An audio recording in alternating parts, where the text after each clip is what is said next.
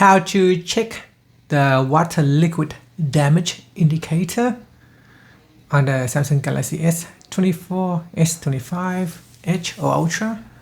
So the first thing that we want to do is to remove the SIM tray. So remove the SIM tray right here and pull it out.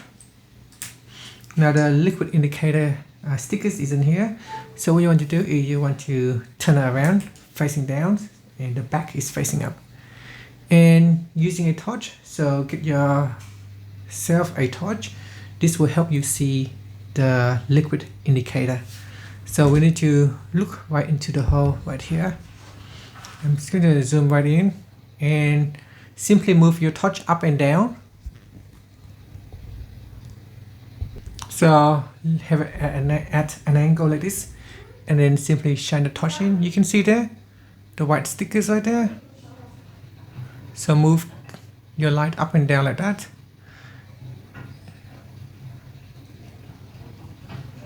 And you should be able to see the white sticker. If it shows pink or red, red means it has been in contact with a lot of water. If it's simply just mild pink, it could mean that your phone has been exposed to moisture. And there it is, the white stickers in that dot right there. That is the liquid indicator. And that's it. So hopefully when you open your SIM tray, you see the stickers in white. If it's pink or red, that is not a good sign. So simply move your phone touch up and down like that to find it.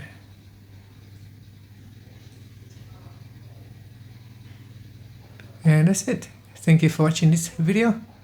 If you find it helpful, please like and subscribe to my channel for more videos.